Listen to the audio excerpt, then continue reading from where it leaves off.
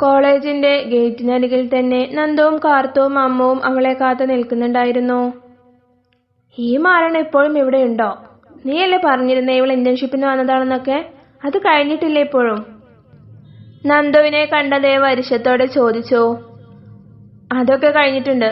ഞാൻ ഇന്ന് വരുന്നുണ്ടെന്ന് വിളിച്ചു പറഞ്ഞപ്പോ വന്നതാണ് അവള്. ഒട്ടും താല്പര്യമില്ലാതെയാണെങ്കിലും അവന്റെ ചോദ്യത്തിന് അവൾ മറുപടി നൽകി. അവൾ അവിടെ ഇറക്കി കൊടുത്ത് ദേവ് വണ്ടി ചിരിച്ചു. ഭാര്യ പോയി വരാട്ടോ. ആരാടോ തന്റെ ഭാര്യ? ഈ ഒരു മാസം കഴിയുന്നത് വരെ നീ എന്റെ ഭാര്യ തന്നെയല്ലേ? Love you baby, bye. ഇനിയും അവിടെ നിന്ന് അവളുടെ വായിൽ നിന്നും നല്ല ആട്ട് കേൾക്കുമെന്ന് അവനെ അറിയാവുന്നത് കൊണ്ട് അതും പറഞ്ഞ് ദേവ് വേഗം കാറ് മുന്നോട്ടെടുത്തു. ചാരു അരിശത്തോടെ കാല് തറയിൽ ചവിട്ടി. നീ എന്തിനാടി അയാളുടെ കൂടെ വന്നത്? എനിക്ക് ആഗ്രഹം ഉണ്ടായിട്ട് പോന്നതല്ല മോളെ. ഞാൻ അയാളുടെ കൂടെ വരാതിരിക്കാൻ പരമാവധി ശ്രമിച്ചതാ, പക്ഷെ നടന്നില്ല. എത്രയായി നിന്നെ കണ്ടിട്ട്? നീ ഇപ്പൊ ഓക്കെ അല്ലേ ചാരു?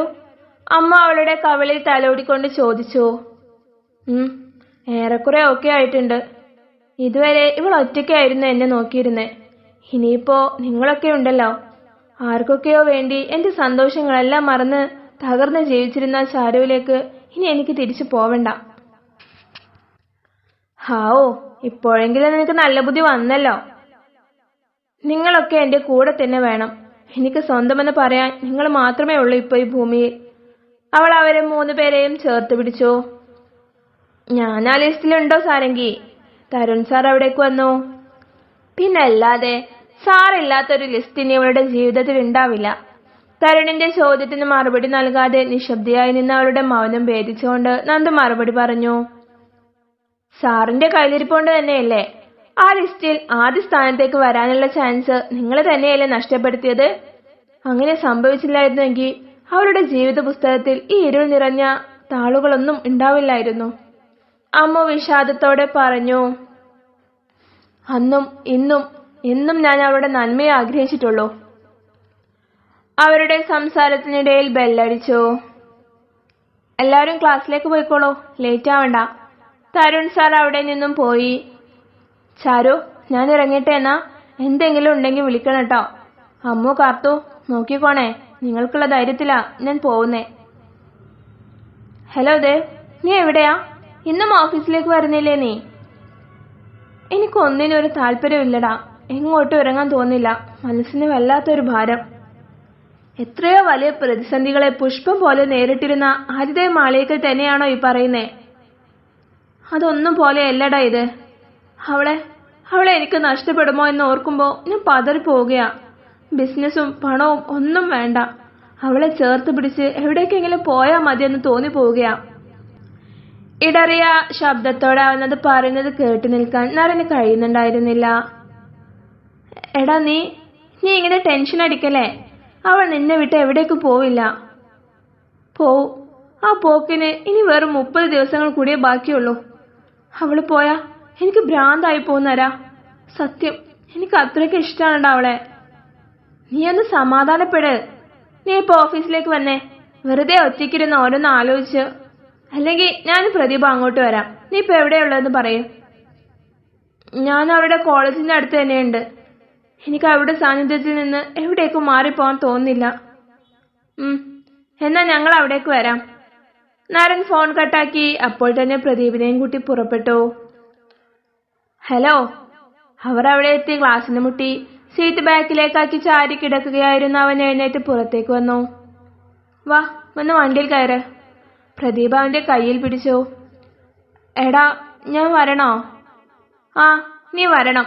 അമേരിക്കയിൽ നിന്നുള്ള ഒരു ക്ലയന്റിന്റെ മീറ്റിംഗ് ഉണ്ടെന്ന്. അതിൽ നീ വന്നേ മതിയാവും.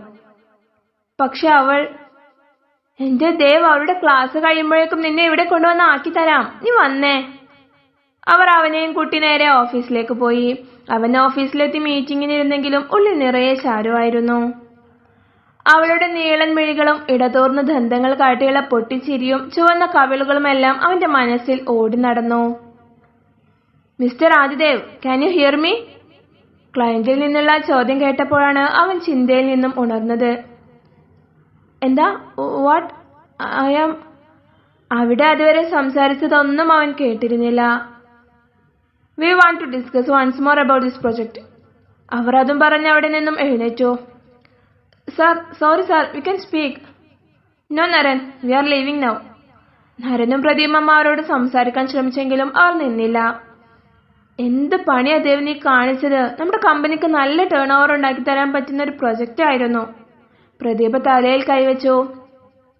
നീ കമ്പനിയിൽ ജോയിൻ ചെയ്തിട്ട് ആദ്യമായിട്ടായിരിക്കും ഒരു പ്രൊജക്റ്റ് ഇങ്ങനെ ക്യാൻസലായി പോകുന്നേ. എന്താടാ ഇതൊക്കെ? ഞാൻ പറഞ്ഞതല്ലേ നിങ്ങളോട് ഞാൻ വരുന്നില്ല എന്ന്. എന്റെ ചാരു അല്ലാതെ എന്റെ ഉള്ളിലിപ്പോ മറ്റൊന്നുമില്ല. ഓഫീസും പ്രൊജക്റ്റും ഒരു മണ്ടാങ്കട്ടയും ഇല്ല.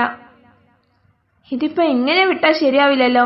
അവൾ സത്യങ്ങളൊന്നും അറിയാത്തത് കൊണ്ടല്ലേ നിന്നെ ഇത്രത്തോളം വെറുക്കുന്നത്? അതെല്ലാം അവളെ അറിയിച്ചാൽ പോരെ? അത് ശരിയാടാ.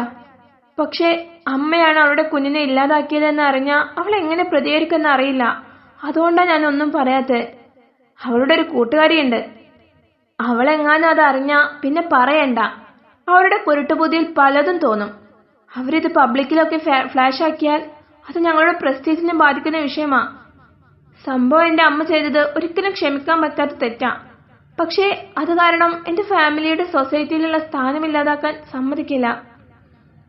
പിന്നെ നീ എന്താ പറയുന്നേ? നീ ഇങ്ങനെ ഭ്രാന്തന്മാരെ പോലെ നടന്നോളാം എന്നോ? ഞാൻ തന്നെ പതിയെ അവളെ പറഞ്ഞ് മനസ്സിലാക്കാൻ കഴിയുമെന്ന് നോക്കട്ടെ. നരൻ പതിയെ മൂളി.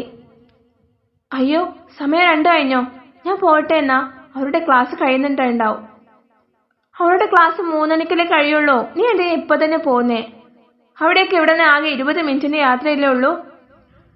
അല്ലടാ, കുറച്ച് നേരത്തെ പോയേക്കാം. അവൾ കോളേജിൽ നിന്ന് ഇറങ്ങുമ്പോ എന്നെ കണ്ടില്ലെങ്കിൽ അവൾ എന്തെങ്കിലും തോന്നും.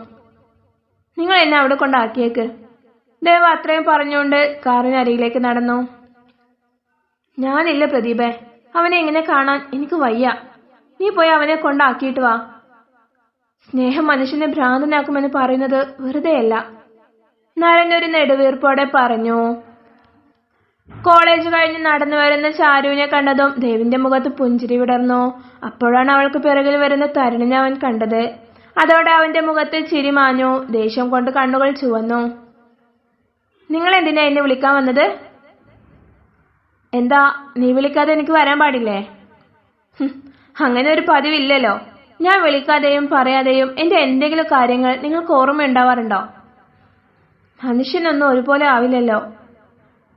ചാരു, നീ എന്റെ കൂടെ വരുന്നില്ലേ? അപ്പോ അങ്ങനെയായിരുന്നു വിചാരിച്ചത്. ഇനിയിപ്പോ ഇയാൾ വന്നില്ലേ? ചാരു ഒട്ടും താല്പര്യമില്ലാതെ പറഞ്ഞു. ഇനിയും അവിടെ നിന്നാ ചിലപ്പോ അവന്റെ കൈ തരുണിന്റെ ദേഹത്ത് പതിയുമെന്ന് ദേവിന് ഉറപ്പുള്ളത് കൊണ്ട് അവൻ വേഗം വണ്ടിയിൽ കയറി. തരുണിനോട് യാത്ര പറഞ്ഞ് അവളും കയറി. ഇവന്റെ കൂടെ തന്നെയാണോ ഇപ്പൊ നടത്തവും കറക്കമൊക്കെ? ഞാൻ ആരുടെ കൂടെ നടന്നാലും അതൊന്നും നിങ്ങളെ ബാധിക്കുന്ന വിഷയമല്ല. ആണ്, നീ ഇപ്പോഴും എന്റെ ഭാര്യ തന്നെയാ. പിന്നെ എങ്ങനെ അതെന്നെ ബാധിക്കാത്ത വിഷയമാവും? ആധികാരത്തിന് ഇനി വെറും വിരലിൽ എണ്ണാവുന്ന ദിവസത്തിന്റെ ആയുസ് മാത്രമല്ലേ ഉള്ളൂ. ആ ദിവസമാവുമ്പോഴേക്ക് നീ അടുത്ത ഭർത്താവിനെ സെറ്റാക്കുകയാണോ? ആണെന്ന് കൂട്ടിക്കോളൂ. എന്തായാലും നിങ്ങളെപ്പോലെ കഴുത്തിൽ താലി കെട്ടിയ ഒരു പെണ്ണിനെ വീട്ടിലിരുത്തിയിട്ട് വേറെ ഒരുത്തിയുടെ കൂടെ പോകുന്നില്ലല്ലോ. നീ എന്നെ എന്തു വേണമെങ്കിലും പറഞ്ഞോ, അതിനുള്ള അവകാശം നിനക്കുണ്ട്. പക്ഷെ നിനക്ക് എന്നെ വിട്ടു പോവാതിരുന്നൂടെ? ഞാൻ പോവാതിരുന്നിട്ട് എന്തിനാ? നിങ്ങൾക്കും ഇഷക്കും അടിമവേല ചെയ്യാനാണോ? അല്ല ചാരു, നീ വിചാരിക്കുന്ന പോലെ ഒന്നും അല്ല കാര്യങ്ങൾ. ഞാനും അവളുമായിട്ട് ഇപ്പോ ഒരു ബന്ധവുമില്ല. ഇനിയും ഞാൻ നിങ്ങളെ വിശ്വസിക്കണമല്ലേ?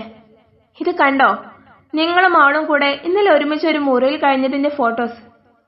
ചാരു ഫോണെടുത്ത് അവന് നേരെ നീട്ടി. നിങ്ങൾ എനിക്ക് ആരുമല്ല എന്ന് ഇങ്ങനെ ഓരോ മെസ്സേജിലൂടെ നിങ്ങളുടെ കാമുകി എന്നെ ഓർമ്മിപ്പിക്കാറുണ്ട്. തുടരും.